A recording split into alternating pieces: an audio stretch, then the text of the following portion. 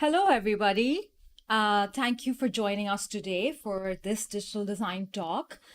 This is where we invite the creme de la creme of the industry to come and share their ideas, their experiences, and their knowledge on the questions that surround us today. For today, we have a very special guest. Her name is Reid. She is a 2D and 3D animator, and she has spent the last 5 years working for Gunner as an animator. She's recently launched her career as a freelance animator, and I would like to bring her to you guys. So thank you. And here is Rachel. Hi, thank you for having me. How are you doing? I'm doing good. I've been waiting all day for this, so I'm really Yeah. Well, it's incredible to have you here. We're so honored to have you. And thank you for making the time for this interview and this talk. absolutely. Thank you. So to start off, I think I have like about perhaps a million questions. And to get started, I think I want to kind of like get into some of your recent projects that you've worked on. I think they're pretty much all incredible. So hopefully we have enough time to talk about at least some of them in some detail. So to get started in this talk, the first project that I kind of want to talk about is the lake. And I believe you did this at Gunner, right? Yes, yes.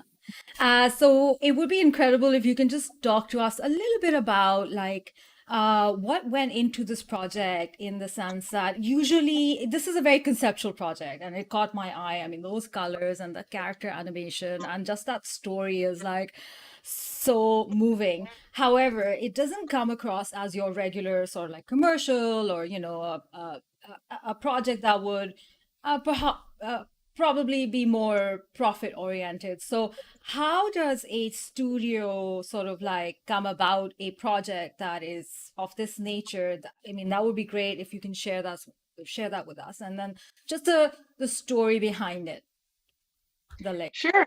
So, I think at Gunner, I'm going to say we as if I'm still there just because it's easier to talk about. But at Gunner, we prioritize working on passion projects.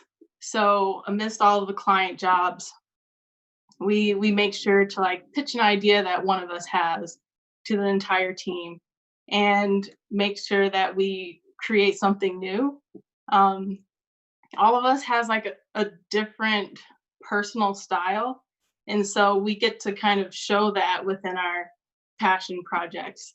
And so the lake was originated from Nick Forshee, who's one of the bosses at Gunner, and I think his personal style comes from, I don't know, this interest in like more thriller, horror, mystery kind of stuff, and we kind of wanted to do that. So the color palette, I feel, the blues and the blacks in the piece, kind of creates this mood that exudes mystery, and we just wanted to do a story that was a little different than what we usually do, which is usually like very fun and happy and silly. So it was just like a different change of pace. I can't tell you how much I love this project. It is just so beautiful. Would you be able to talk a little bit more about, say, the character? Because I know that you are the key person who animated this character. Right.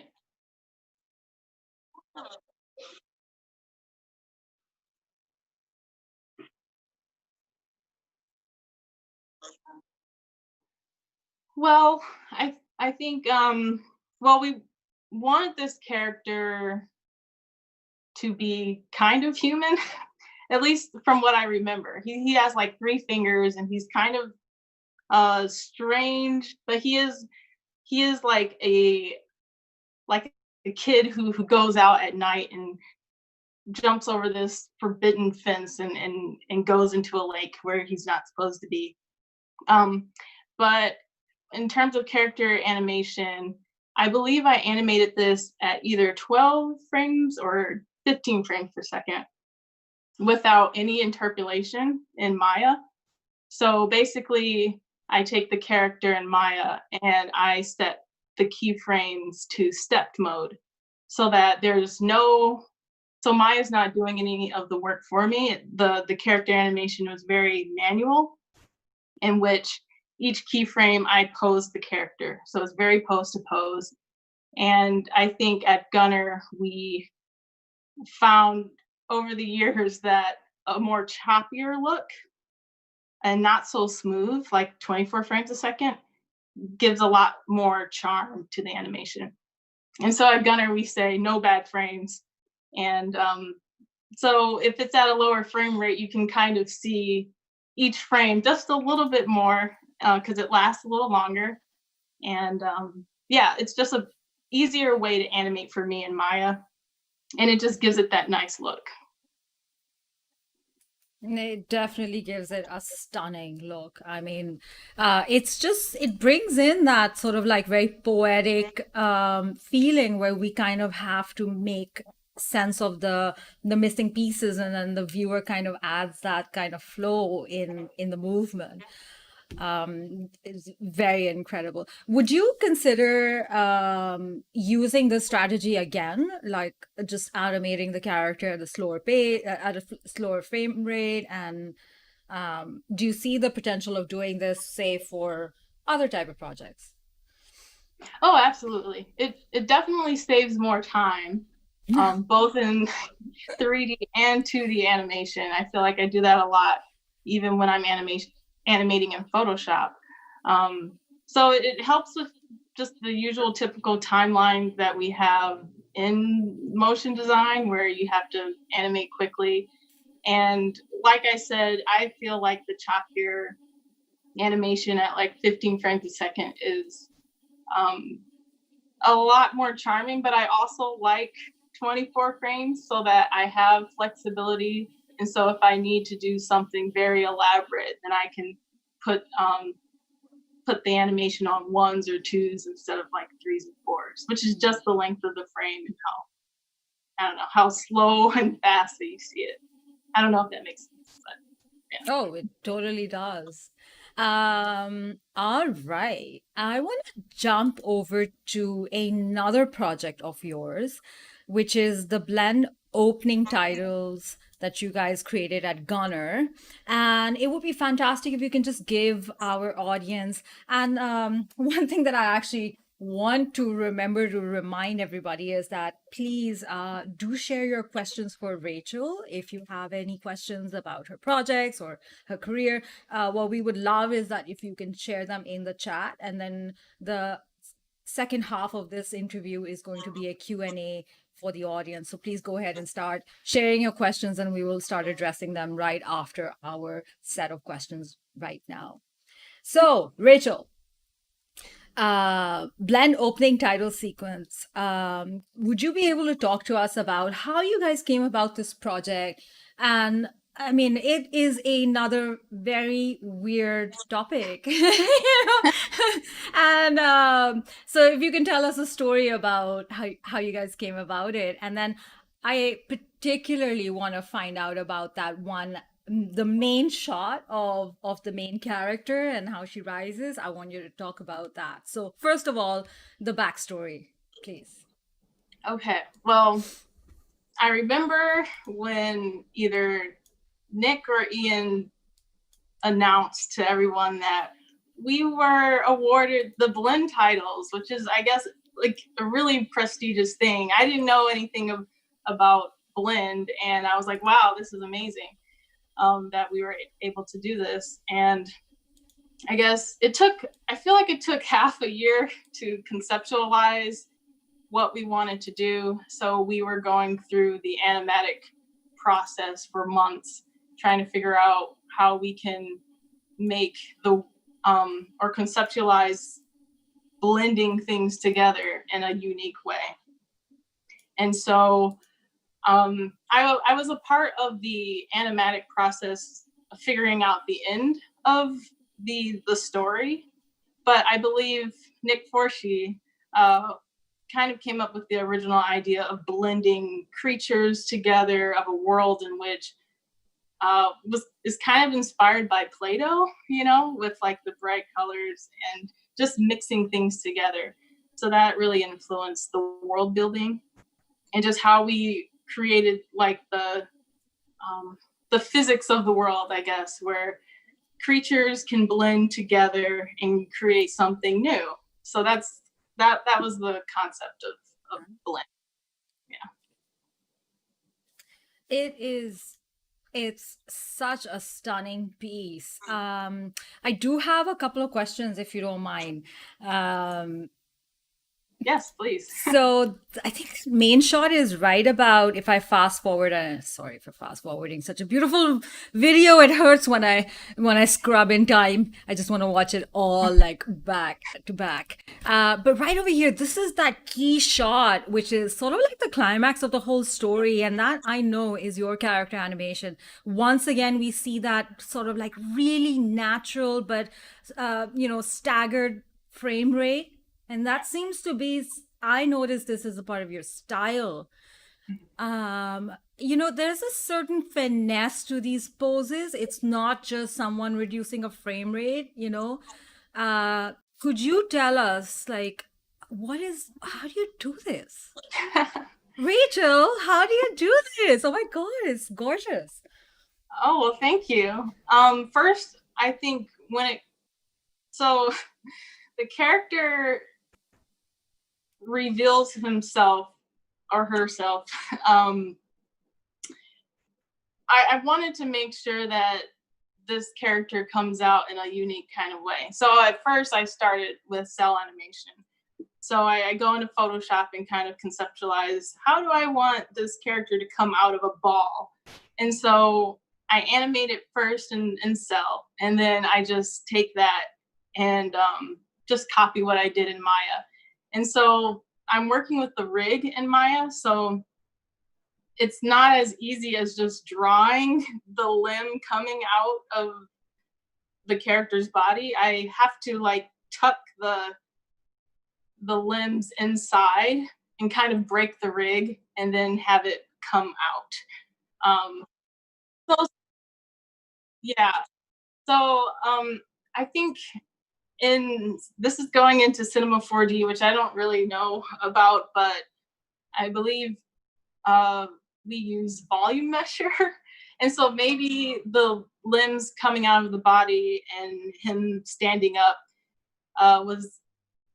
is more believable because of volume measure, because it's able to like seamlessly um, blend and mesh the limbs out of the character without looking strange and breaking the rig.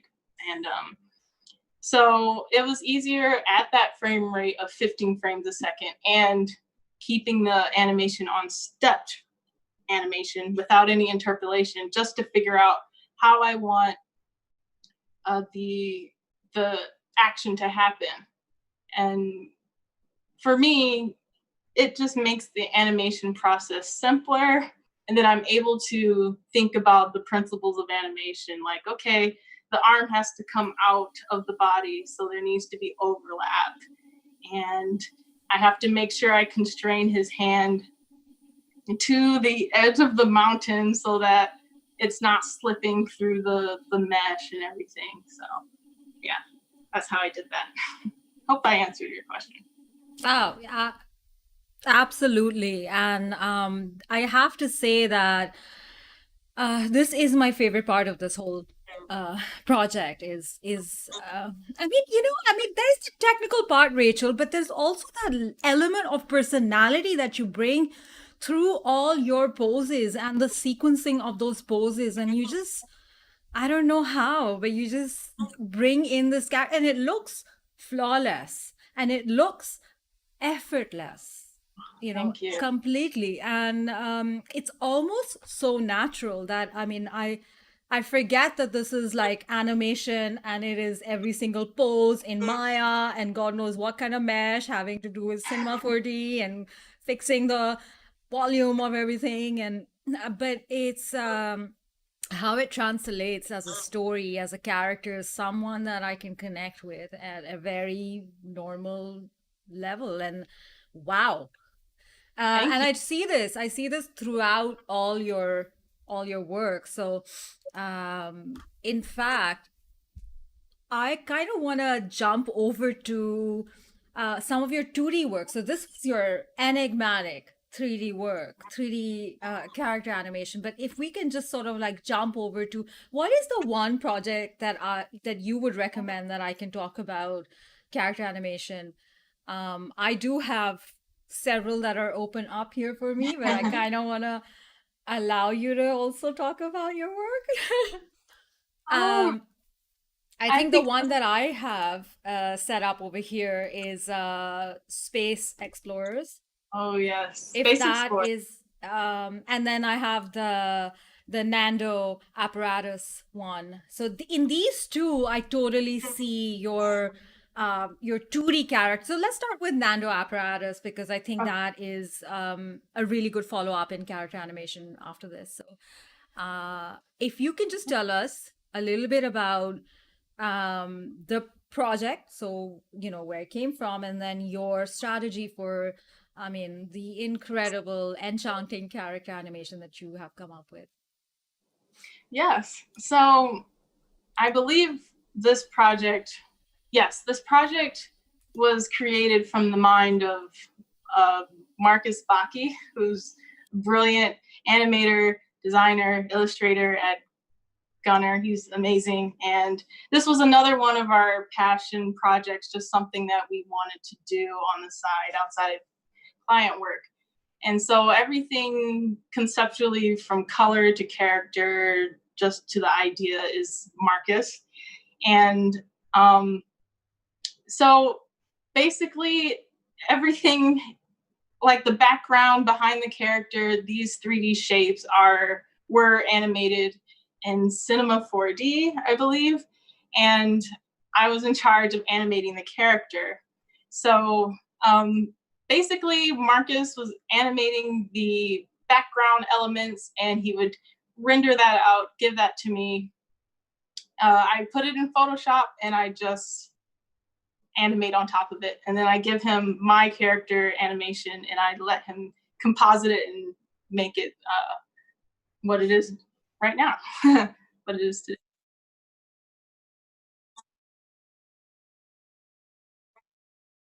I believe After Effects. I'm I maybe there's something else in there. I'm usually just really focused on the animation and I just give it to Marcus because he knows everything else. But yeah.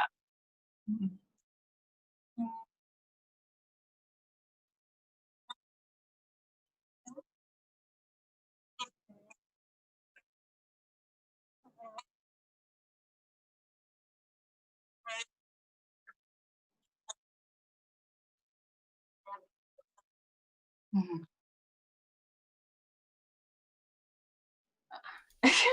Pick one. I'm not quite sure how the story came about, but in my mind, I always thought that it was like this martial arts competition where like I think originally there was supposed to be another character.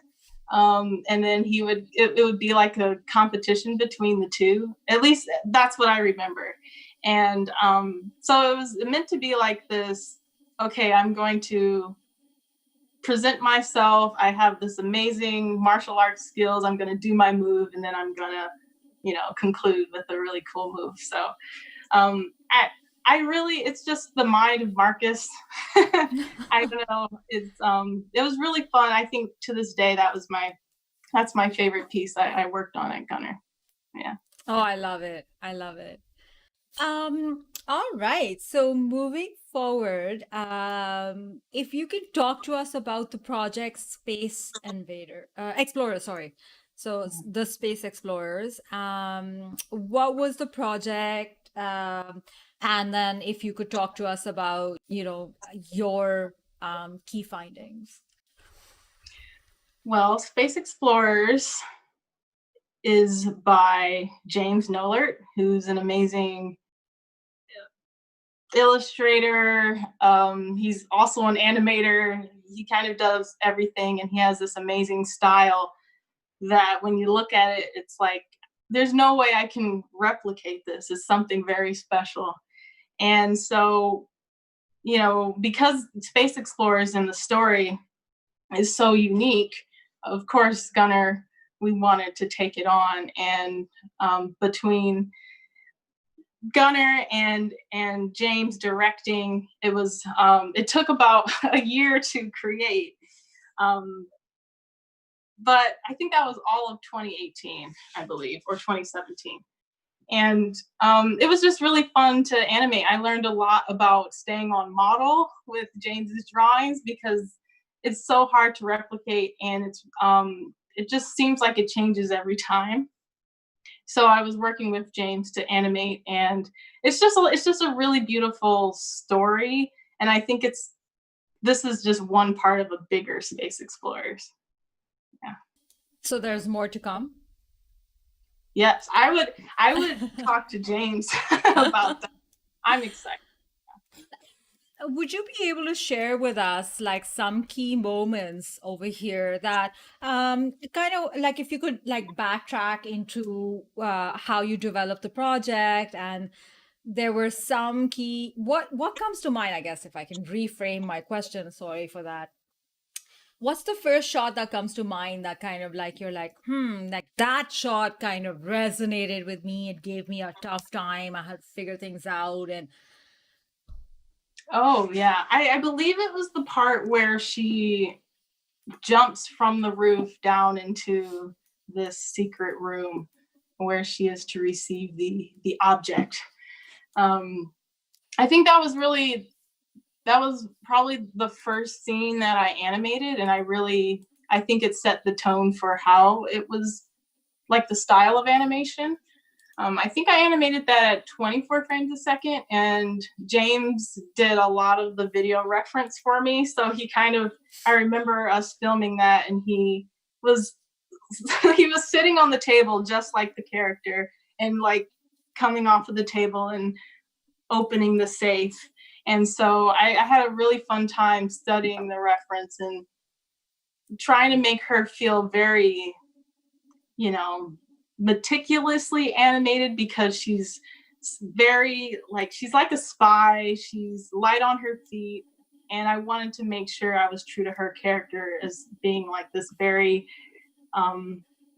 accomplished spy or something. Like she's just very stealthy, and she's able to get around. Yeah. absolutely, and that's exactly what I get is yeah, she's very stealthy. um I do have a couple of more projects that I would love for you to talk about. And then one of them is your project called Crossover. Yes. So I'm gonna open that up right over here. There we go. So this is again another project that you did at Gunner, and I know that you and I we chatted a little earlier, and it was fantastic talking to you then, as it is fantastic talking to you now. Um, and you mentioned that there was like some shots where you had to composite your 2D animation into a 3D scene, and you were given that shot. So if you could, first of all, like just tell us about the project and how you guys came about it. And then guess my part B question is about the 2D and 3D compositing and tracking. Sure. So Crossover was a client job in which we wanted to bring on Jay Korsha, another amazing designer and illustrator who's amazing to work with, and his style is very unique. And there was a lot of characters in this piece, and we wanted to incorporate many different elements, bring cell animation and 3D, and not be afraid to move the camera and figure out how these characters sit inside this world. And so there were a lot of moments where I had to take the 3D scenes that were, I guess, placed in After Effects in some comp. I don't know much about After Effects, but I had that up on my monitor, and then in Photoshop, I was animating the characters and constantly saving so that I can see where the characters were in After Effects as like the characters are going through a hallway. You know, there's one scene where two characters are shaking hands and then they proceed through a hallway. And that was really tough because I had to nudge the characters around in Photoshop so that it looked natural in After Effects in the world. But in Photoshop, if I just played the character without any background, they were moving unnaturally. So I just had to make sure uh, I was grounded in After Effects so that I knew where the characters were positioned. And it took a long time because this was fully animated and the style is very clean. So it took a long time to clean up the characters and make sure that there was no jittering and that every frame was nice. So yeah. And what was the frame rate for this piece? Because I definitely feel like this was a little different in terms of your normal style of like when we're like, hey, Rachel, be free and animate this character, you know, in and then there's this one. These characters were different from your normal style. So what do you think the frame rate was? And yeah, and is it so? Am I picking up on something that is actually real, or no? I'm just picking up on random stuff, which Well, does happen. it definitely is a lot smoother than what we talked about before, like the lake and blend. I believe it was animated at 24 frames a second. Um, I believe so because it was just a lot smoother, and I believe that I had the characters on ones and twos. So Hmm. right, yeah, yeah, definitely a lot smoother. Definitely a And lot smoother than the yeah, other pieces that I've seen from your work, and who knows? Like, I mean, the beauty is that you make animations and characters come to life, whether the animation itself is smooth or, you know, like stop motion and staggered, and each one has like so much power and so much realism, and they're so easy to connect with, as you know, as being the viewer, that I yeah, the secret sauce, that incredibleness is there in either one of those approaches, which is mind-blowing. thank you so Yes. much. I think it all kind of goes down to the principles of animation because that's all stemmed from just life, and then you kind of just incorporate that into your work. So yeah. So if I can pick your brain on the principles of animation and ask you two questions, or in fact, like let's say this is one question with two parts. So my question is, you know, with every animator, there's the principle of animation, and they're very important. But which principle of animation for you is sort of like a part A is like, which is always go to, like you always see it in your work. It's like your signature principle, you can say, in your animation. And then part B is which principle is the one that you find yourself sort of like modifying and breaking and shifting the parameters. So maybe there are some, and maybe there are not some, but which one's your favorite? You always see it in all your work, and then which one is the one that you sort of like play around with? Well, um, I use all of them because all of them together creates what's natural, especially in character animation.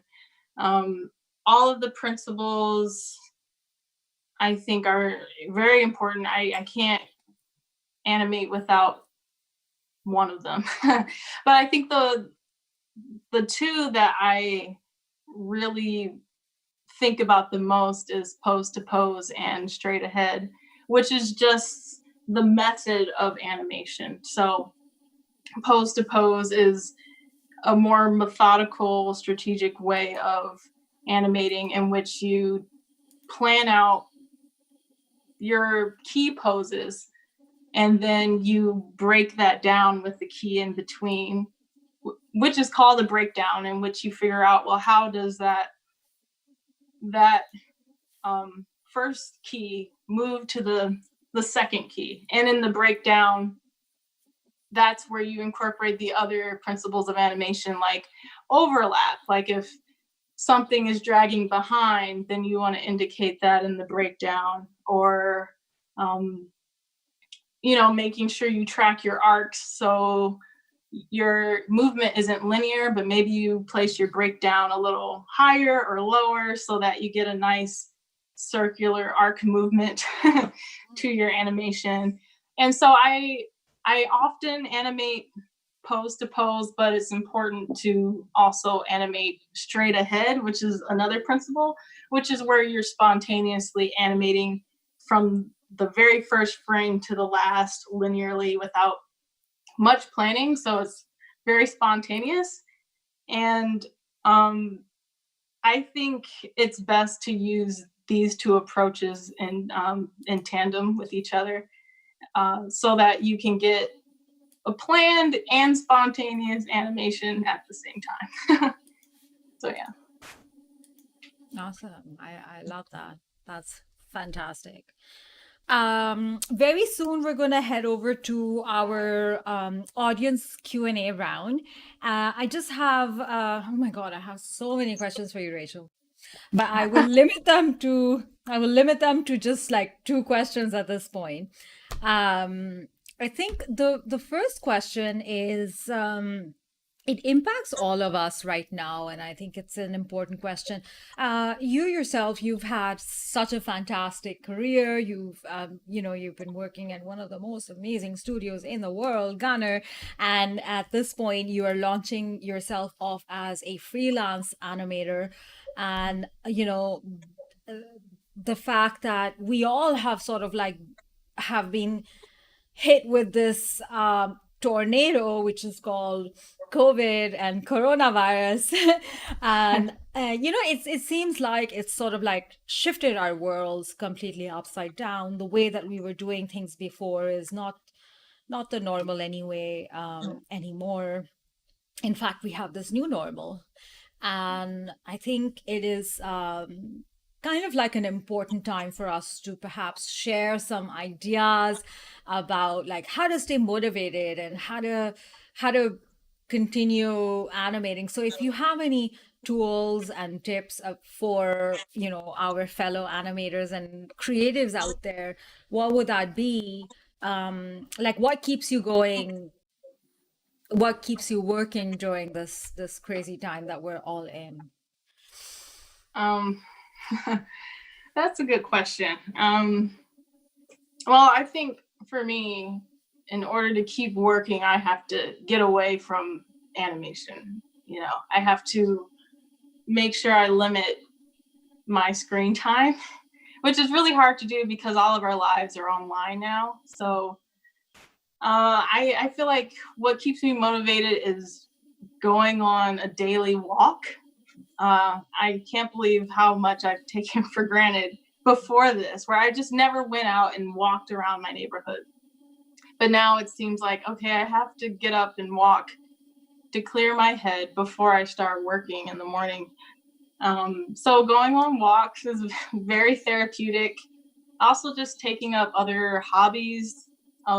Like I'm trying to study and figure out how to play the keyboard, and I bought an app for Oh. that's helping me like read notes. And I've been trying to learn Spanish for a decade, but I'm gonna try to work harder during quarantine. And just other hobbies so that I can be inspired by other things. listen to music or try getting better at cooking and not just cooking to fill a void, which is what I usually do, but actually being more artistic with it. And I think, yeah, I think that's probably the best way to stay motivated during this time and not just sit in front of your computer and work all the time, because it's easy to do that at home, to not be able to step away. So Yeah, I agree absolutely. From what I'm hearing, and what I'm hearing is, I mean, of course, I'm imagining that you're working a huge period of time, maybe like, however many hours, it was 4 to 6 hours, um, on your animation, but then taking those periodic sort of like, I wouldn't even say break, but because it sounds like there's a commitment there. They're all hobbies, and there seems like there are goals involved. Like you want to improve on your Spanish and improve on cooking, and even like going out for walks, like just getting that wholesome kind of feeling from being outside in nature, not just going out for a walk like you're going to the grocery store, so you might just like go over, through the grocery store, and that's a block. Those are my walks. But hey, I am doing the same thing as you. Is like I go on these walks myself, where I'm just like, I'm gonna now enjoy nature, and now I'm gonna enjoy like seeing people in the park, and I'm gonna enjoy the seaside, and so really like using these practices to sort of like relax and enjoy things, because we had so many stimulants before. Like even going to work was so exciting, seeing all your work people over there, and like going to an event, going to a concert, going for dinner, going for all those things are. And so how do we replace that? And that's what I'm hearing, is that you've come up with these incredible new goals, and it seems like you want to, you have a plan. So kind yeah, of, yeah. yeah, I do. I think it's still important. I think those hobbies, that's what gets me through this day by day, but it's still very important to stay connected to people. So I'm trying to incorporate doing these hobbies with people. So everything's on Zoom. So it's like maybe if I have friends that play other instruments, then we can do like a FaceTime or Zoom little concert, even though I'm not that great at piano, but it's still really fun. And just making sure that these things that I can definitely do alone, I should do with other people still. Oh, that sounds incredible. I love that. Oh, And Nida, this is the worst thing that could happen during this talk, but my phone is on 3% and it's charging. So maybe Zoom is, eating up is a lot of your eating. oh, thank you for letting me know. That's awesome. Thank you for letting me know. And we'll should we keep going, or do you wanna? We can keep going, but it probably we have like 20 minutes left and I don't want it to just cut off. Oh Okay, well, so it's if it good to cuts know. off, then I can just come back on my computer, Oh, right? perfect. I love that. Oh, Yeah, okay. that would be awesome. All right. Um, okay. My last question, and then we will start the Q&A. And then for our audience, thank you very much for being here. We love having you here. You are a part of our community. And please go ahead and share the questions that you have for Rachel, and we'll address them right after this last question.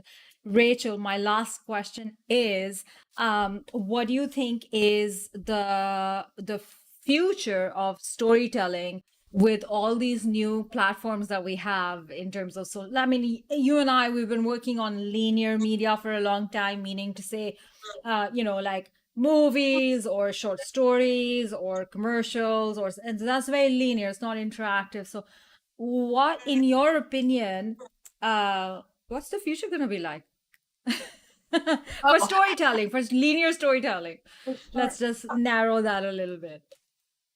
Well, I feel like, and maybe this is just from my perspective at being at Gunner, but it seems like maybe the motion design industry is headed toward more narrative work, um, just because of like the amount of personal work and short films that other artists in motion design are doing. So I think uh, just doing a lot more, maybe longer format stories, like that takes a few minutes to tell. But also, I believe that because of like Instagram and social media, we're telling stories a lot quicker and simpler with just like 5-second loops on Instagram, which I think is really cool. And I think that's amazing for the motion designers and animators coming up in the industry, because they can quickly create something and put it out there and it can be seen. And you can tell so many stories by just like a 7-second loop, you know, with a character or shapes. So I think that we're also trying, I feel like motion design is incorporating a lot more character work, uh, you know, and even client work. So it just feels like it would be a nice shift in the future to create something more like Space Explorers, or something that has a beginning and an end and what's going to happen next kind of story. I love that. I totally see that myself. Yeah, I agree. Absolutely. Rachel, thank you for asking our set of questions that were prepared by our team at VFS. And what we're gonna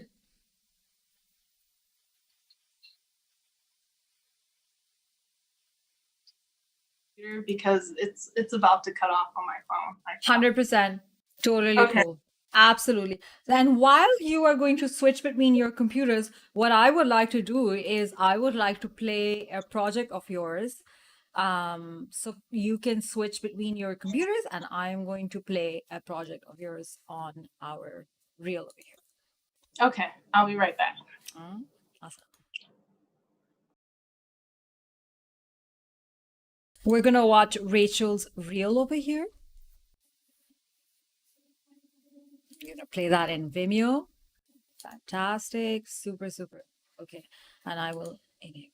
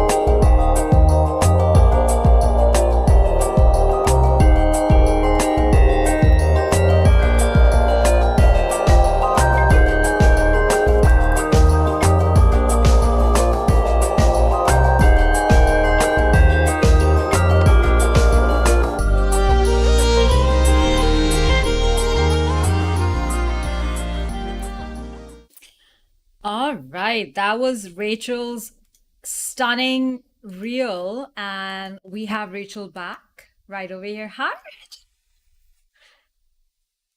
All right, and let me just fix this audio business. I'm muted. Okay. Okay, Can you hear got me? you. All right, I totally hear you. Yes, thank you. Sorry. Delete this thing that I just created. All right, so heading over to our, and by the way, your reel is so beautiful, so Thank kick-ass. you. Oh my God. When do you get the time to do all of this work? Like, who are you? Well, a lot of that is Gunner, so we work very hard at Gunner. Hey, it's you. You're doing all the work. So, oh my God, so many questions. All right. So, are you ready for your Q&A? All right, I'm gonna I'm switch ready. over. So, this is our Q&A round for Rachel Reid, and the questions are coming from our audience. And thank you so much, our viewers over here, for watching this whole interview with Rachel. And thank you for your questions. So, I'm gonna get started. This is Maya F. Young. Could you talk about how you got to where you are now, a timeline of your career? Oh, Mm. okay. Well, this is going to be a very short answer because my career has been very short so far. But um, so I'm going to try to go quick with this. I've been studying animation since I was 15, and my brother and I, we we grew up playing a lot of video games and watching a lot of animation, and so my brother went into the 3D route, and I was going into 2D and trying to work with Toon Boom. And I wasn't really animating, but I was just drawing every day. And then I opened up Maya, and for years I was learning Maya. And then in college, I studied animation and did Animation Mentor, and I animate, which is 3D character animation online classes. And then I got an internship at Gunner, which was amazing because I was really scared that I wasn't going to get a job, and I was in Detroit, and luckily this studio just opened up. So I just applied, and luckily I got an internship, and then I became staff for 4 years. So everything you saw on my reel was 4 years of Gunner, maybe a few things missing in there. And then I'm now just a month into freelancing. So it's been really short, but I just studied and practiced a lot, and Gunner was willing to take a chance on me and and help me get better at animation. Well, I mean, I would say that they were super smart on getting you on board and being a part of their team, and I wonder who would not do that. All right. Yeah. The next person is someone very dear to me. I know him. He's a part of our VFS alumni. His name is Daniel Franco. His question is, you animated in Maya. I remember this was modeled in VR. So how many programs were coordinated for this piece? Second clip. And I think he's talking about the blend clip. Oh, blend. Yeah. So remember those VR scenes where you guys model the environment? Right.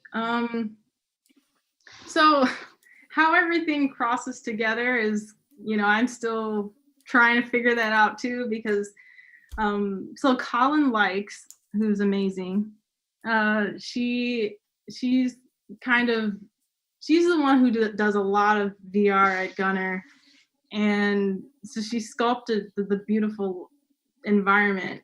And there's just a lot of VR and Cinema 4D coming together, and I'm guessing there's like a lot of OBJs and FBXs coming into cinema to create this world, as well as me creating an Alembic file of my animation, my baked animation, to bring over into cinema.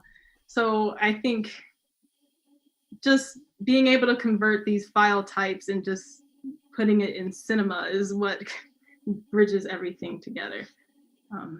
Yeah, I don't. I wish I knew more about the process of what like Colin is doing in VR and what I think everyone you else is nailed doing. it. I think you nailed it because it is a simple process. It is just Yeah. an Alembic file that you will bring into Maya. It brings in all the animation and the shaders and all the good stuff, and and then you notice. I mean, at least for me, like the times that I've worked with Alembic files or FBX, for unity between there are some parts that are missing, and then you as an animator, you as an artist, you kind of fill in those gaps, and you're like, oh, this texture didn't come in because it was too procedural, and now I have to make it again. La, la, la. Right. So there is that back and forth at this point, at least in my experience. Hopefully these files work more seamlessly in the future.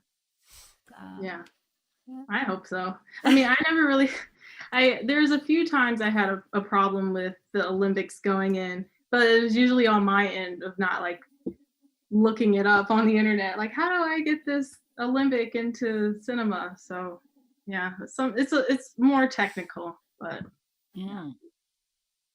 All right, another person from VFS.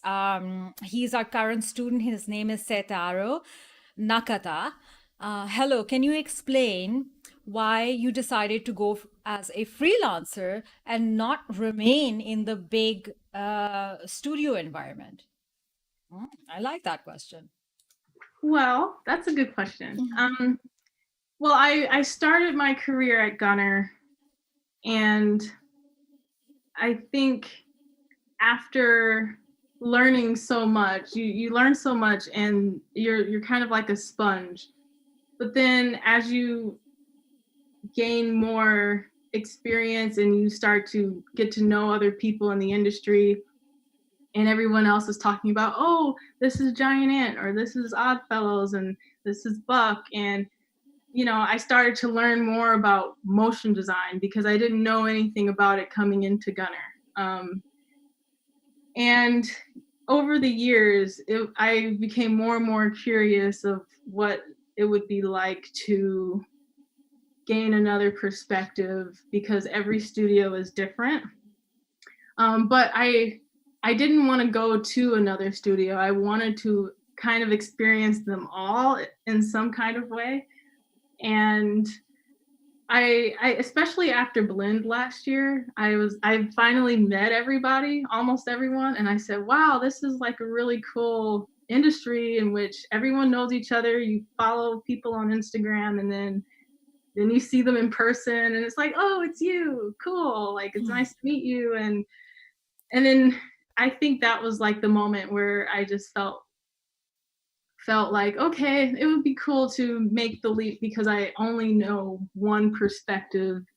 And Gunner was my first professional job. So I figured if I don't do it now, then I probably won't ever do it. And being at Gunner forever would be amazing, of course. But I definitely wanted to go out and get other experiences. So, yeah. And I hear you on that, because now you can collaborate with so many different studios on a project-based sort of like commitment versus, yeah. And after 5 years working in a studio, I think this is a fantastic move. It's like you're just broadening your horizon right over here. Yeah. All right, more questions. You have a lot of questions. Vidhit Eugene at Vancouver Film School. Can you ask Rachel how long it takes for her to animate in cell animation versus 3D animation, and which one she prefers? Oh my God, why didn't I think of this question? Wow. It's a great question. First of all, hi Vidith. She's wonderful. I honestly never wanted to do 2D animation as like my main profession. I always wanted that to be my hobby. I wanted to get better at 3D animation because at that time I was really studying like the more feature animation work, and at that time it seemed like 3D was the way to go, and they weren't doing traditional hand-drawn animation. So however, because I have so much experience in 2D, I do prefer that more because I'm comfortable with it. But I also do want to make sure that I practice 3D so that I can finally be comfortable with 3D too. Because 3D, you have to, like, animating in Maya, you have to fix what Maya does, which is frustrating because I'm used to hand drawing everything, and it's just easier for my brain to process what I'm doing. I'm in control of everything. It's all manual. Nothing's helping me. I have to do each frame. But animating in 3D, it's just a little bit harder because if you let the computer interpolate your frames, you just kind of have to reel it in and control it more. And while I love doing 3D animation, it's it's still a little bit out of my comfort zone. So I do prefer 2D now, which is different than what I preferred before. So I'm a lot more comfortable with 2D, and I'm glad that cell animation is kind of making a comeback. So Absolutely. I love this answer, especially because you said the word now. yeah. Yeah, because I kind of want to talk to you. I want to schedule another interview with you, like, I don't know, like 1 year from now, and ask you the same question because of that word now. Yeah. And your experience, of course, and the way that, artists and animators are being driven, because it is not a force that we choose. It's a force that we are like, okay, these are the tools, and you have a very distinct style of character animation that we've already established and talked about in this talk. Well, I only got to talk this much about it, but your style is huge. And you're able to translate that into your 2D platform, into your 3D platform. And I see it coming out in whichever language you speak, whichever platform you use. And what's going to be interesting is how technology and trends are going to drive you towards different tools 1 year from now, 5 years from now, or whenever. And that's when I'm going to schedule that interview with you, Rachel. It's coming up next. Okay. Okay. Make sure I keep that in mind. Okay, so another question, Wendy B. You mentioned several times that you use Photoshop. Do you ever use Illustrator? Is it a preference to use Photoshop, or is it easier for what you want to achieve with Maya or Cinema 4D to use Photoshop? Well, I just use Photoshop for 2D animation. Do you use And any plugins? Sorry, that's Nida question, right? Yeah. oh Which yeah, plugins? so I wouldn't use Photoshop for animation without either Animdescent, which is a plugin, or Animator's Toolbar, which allows you to create frames and turn on onion skin so that you can see your frames and color code them. And that's like the only thing I need in Photoshop to animate. Otherwise, I wouldn't use Photoshop. I would use like TV Paint to do traditional animation because it's meant for that. But I do like animating in Photoshop because of the unique brushes you can use. And often when you're working with the style frame, there's different brushes and you get to use a library, and working in Photoshop is probably just more compatible with After Effects and all the other Adobe software. Um, but yeah, that's probably the only reason why I use Photoshop, because at Gunner we just needed that compatibility with After Effects, I think, and it was just easy because everyone has Photoshop, and all I needed was a plugin. Yeah. I think there was a second part to that question, or did I answer? You totally got it. So the question, yeah, it was as opposed to using Maya or Cinema 4D. Why do so it integrates with After Effects that then integrates with Maya or Cinema 4D, or you can pull in Oh. those references inside of, I guess, Photoshop if it's an image sequence from Maya or Cinema 4D, and that use that. Well, on my end, I don't bring anything from the other softwares. I think that's what everybody else does. They Yes. kind of take my Maya So wait animation. a minute, Rachel. Do you animate like those crazy moves? Um, how? Like you don't use a reference? That's Oh, my what? question again. Like, I'm sorry, I keep on I'm like, tripping out over here. That, yeah. So, I mean, I know that there's this one piece that is just like, oh my God, like, how did she animate that? I mean, all of them, in fact. But my question is, do you use a reference? Yes, I do use reference if it's something I can't film myself, like martial arts or doing a backflip or something.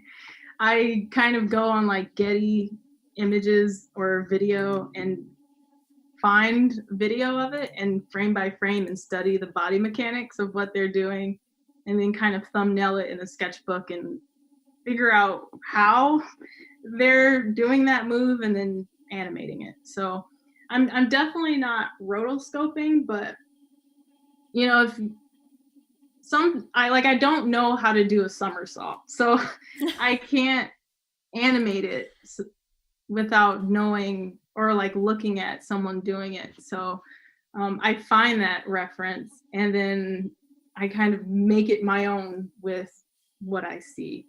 So I seriously, I don't know how you fill in those gaps. You and I need to have a session after this where you're gonna tell me all these like secrets that are so fantastic. Because, sure. oh my God, wow, like that's incredible. That is truly, truly incredible. Um, all right, so moving to the next question. This is uh London, and please forgive me if I didn't get that right. London Galsey. I'm wondering if Rachel could talk about how they integrated VR modeling into the studio workflow. I know that they use Quill a little bit on the blend title, but I'm wondering if it's on a OFT use tool, or maybe that's a typo.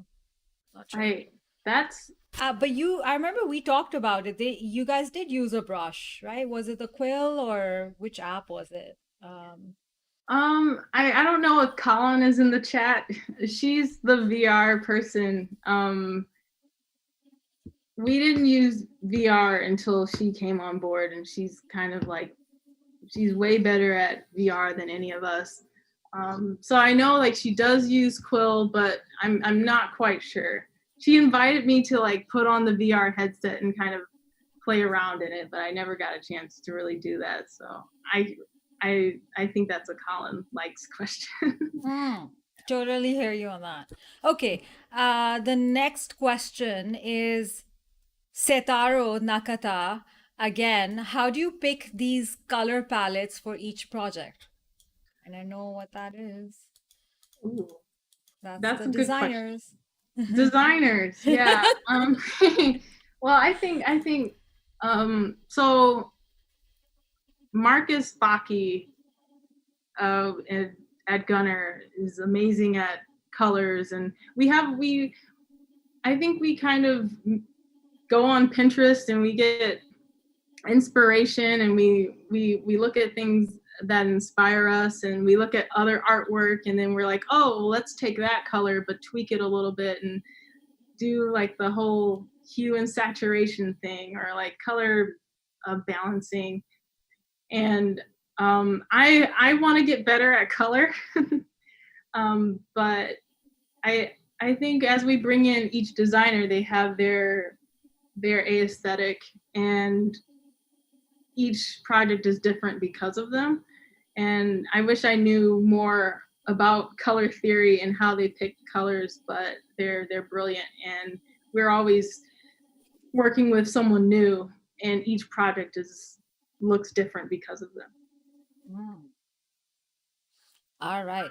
Uh, Vidit Eugene is asking another question. Rachel, how did you discover and get into cell animation? Tell us a little bit about your career up to now, and what is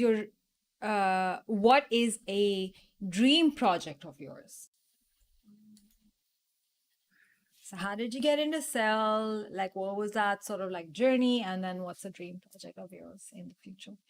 Well, I think well, I think first, in order to be a good cell animator, you have to learn how to draw, and that's the first thing I wanted to do growing up.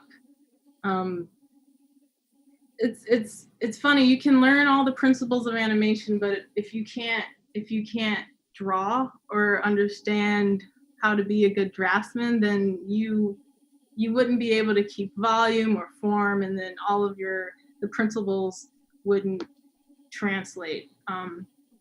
So I just wanted to be good at drawing at first, and then when you watch so many animated movies as a kid, you just want to draw the characters, and then you want to make it move. It's like, how does that move, you know? So, and then you start learning and you go on the internet, and then you realize, oh, well, if I take one sheet of paper and draw and put another sheet of paper on top and flip the two, oh, well, then now this character's head is turning and I have two keys. And I was really bad at animation for a long time, for years, because I started early, but I don't think until like almost the end of college I actually felt like I had a huge improvement. And there was a lot of tears, a lot of moments where I'm like, I don't know how to do this. This is too hard. And I just, there's moments where you want to give up on it, but then you get something right the next time, and it's very small. And then that kind of fuels you to keep going through all the other failures of animation, of projects, until you get another thing right. So I just wanted to make the characters move. To me, it was just a whole new world. I'm an introvert, and I kind of try to create different worlds through my characters, and that was like a good place to be growing up, and I just wanted them to be real. So that was my motivation for continuing cell animation. Oh. Yeah. And so I'm glad I'm able to do it for a living now. And boy, oh boy, like, are we glad that you stuck to it as well, because now we get to see all your beautiful work and enjoy it so, so much. So, yes, incredible. All right, next question. Corey Sutter, do you like animating characters you've designed more, or designs that other creators have created? Ooh, interesting question. So do you I like think animating characters that you've designed, or uh, other people designing them? I think before coming into Gunner, I definitely only wanted to animate my own characters, especially in school, where I was kind of selfish with my work and I didn't really want to work in anyone else's style. I was just like, this is my project and I want to work on my stuff. But I think at this point, as I've now have like a network of people that I know who are amazing, who know how to design and do things and make design decisions that I never think of, I prefer working with other people's designs, because when I get bored of my own style, I can bring in a little bit of Jay Korsha, or bring in a little bit of James Nolert, or a little bit of Mike Burdick, and people that I've worked with, or Ege, or anyone that I've worked with at Gunner, because they make these design decisions that are amazing with characters, especially like where are the straights and where are the curves, and how do I keep that consistent if I turn the character. And it's less boring because you get to switch each style and learn how to draw the way someone else does, maybe not understanding completely how they come up with that design, but just being able to draw in their style is like a whole nother skill set in itself, and it takes a lot of practice. So I definitely want to animate more stories with other designers. Oh, wow. That is truly incredible. Yeah, like that persona and those lines and that form, and then now you have to sort of like translate that in movement, and how do you stay how do you keep the integrity of the shape, and Mm. yeah. Yeah. All right. So next question is Carla Bassi. Just wanted to ask you about your experience on the beautiful Juneteenth piece. Oh, right. Um, yeah, so wow, that was very recent. Okay. That was a wonderful project that lasted, well, for me, a week, but it was, Juneteenth was coming up, and this year was my first year actually learning about what Juneteenth was and what it means, and why it's important. And so Handel Eugene, amazing artist, um, he wanted to gather other Black artists together to create something together as this movement is kind of taking hold in the world, and and we wanted to create something that resonated with everybody. Where can I And find this piece? Sorry. Where it, can I? Yeah. Is it it's in on Handel's, and it's on my Instagram. Instagram? Okay. I'm Yeah, gonna, yeah, so please continue. I'm gonna open that up for you. Yeah. yeah. And most importantly, um, kind of bring together uh, Black artists from all over the U.S. to work together, to create a piece, because not it's not every day that you get to have people of color as the majority in a team working together. So it was very unique, and it was a very new experience for me, because, like I said, you don't get that chance often, and it felt like a family, and it felt like we all understood exactly what we were doing, and we have this shared experience, um, and learning about Juneteenth and how Juneteenth historically applies to us. So that was a very powerful uh, experience for me. It was really fun, and I can't wait to do something like that again. It's a stunning project. Okay. JP, what would you say is the most distinctive aspect of your animations that makes them stand out so successfully? Thank you for saying that it stands out. um, hmm. I think it's because I make sure to study animation outside of the US. I think I have animation from Japan, of course, and animation from France. There are two different styles, but there's so much beautiful work coming from other places outside of the US. And there's like, you know, Japan has like this industry of animation with like Hayao Miyazaki. He's like my favorite. He's probably everybody's favorite. And I study his films. I grew up watching his films, and the amount of detail that Miyazaki puts in the character animation is just amazing, and I try to incorporate that in my work. So, for example, everything moves, nothing's stagnant.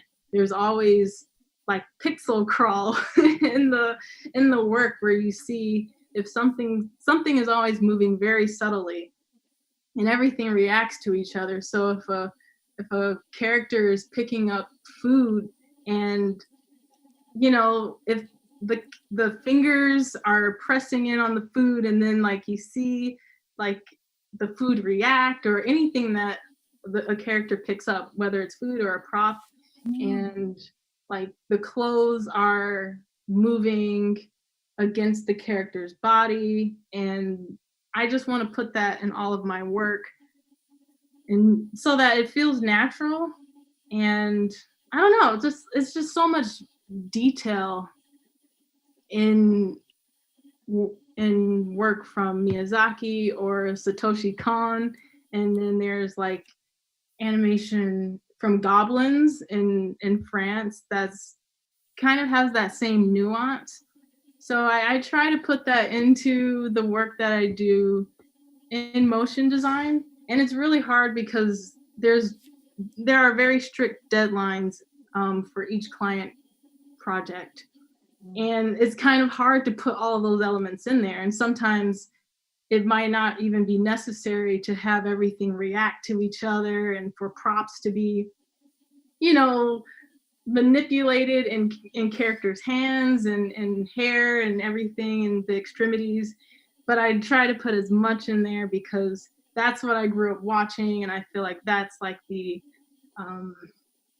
that's the ultimate like animation. Like if you don't make everything move and make everything nuanced, it doesn't have to be exaggerated. It could be very subtle.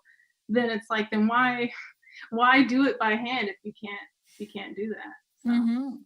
yeah. I absolutely, and I'm hearing the fact that yeah, there's the deadlines and the project budgets, but there's your commitment to the messaging, and there's the commitment to all your peers and all the people that you've seen and the animation that's been done before for us, and then we have a responsibility of keeping that quality and keeping that messaging. Oh wow.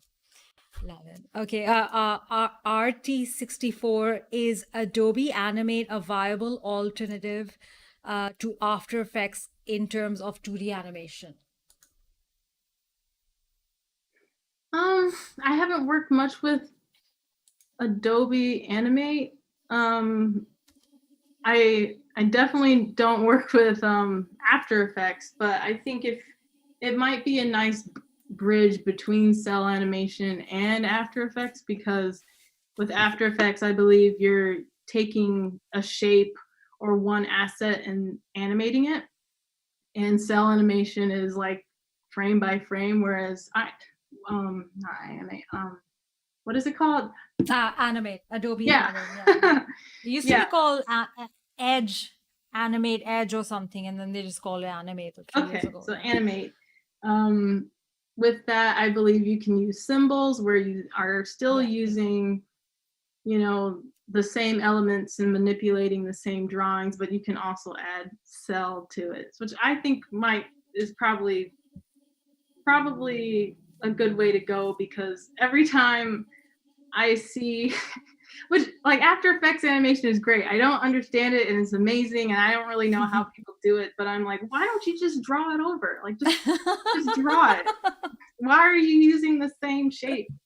But I don't know, maybe Animate is like a good little bridge between the two. Yeah, I would say Animate is sort of like Photoshop timeline on steroids with a lot of Flash and Illustrator and stuff on it.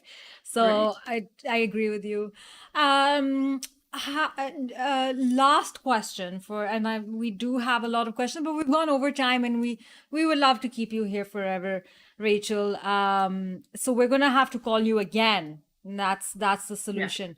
So the last question over here is from Brenda. And she's asking, what is the project that has been most challenging and why up till now? What is the one project? One project most challenging. That's a good question.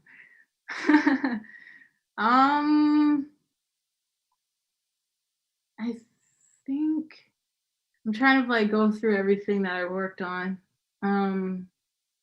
Probably Space Explorers. Took a year, you were mentioning it. I think Space Explorers was the toughest because,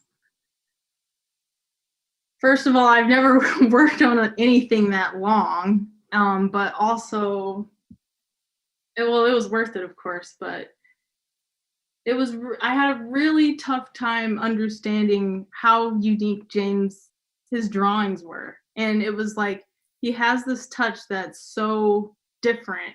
And I'm used to drawing other people's work, but when it comes to James, it's like, how do you draw like that? How did you get this line? Because there's really beautiful imperfections in his work that are his that I can't purposely do, you know. Mm-hmm.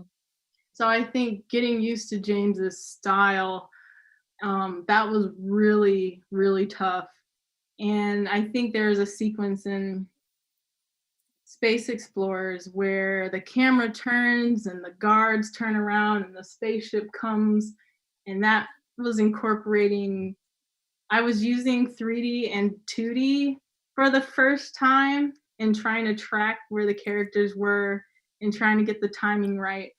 So a lot of the challenges for that was because I was new to a lot of the methods that I later got used to while working at Gunner. So that was the toughest, I think, but it was the most rewarding though. Hmm. Yeah. Okay, Rachel, even though we've gone ahead of time, I just want to acknowledge how much we appreciate having you here. On behalf of our team at VFS, we thank you for your time, for your effort, and your partnership for being here at DD Talks. And we would love to have you again. Thank you so Absolutely. much for having me. This was Yeah. really fun. It was an absolute joy for me. Yeah. And I also want to take a moment to thank all our viewers. You guys are extremely important for us. Thank you for being a part of our community. Please check out vfs.edu for more events. We do have a lot of industry talks coming up. And until the next DD talk, please take care. Thank you very, very much, Rachel. It's been an honor talking to you. Thank you so much. And everyone, goodbye. See you next time.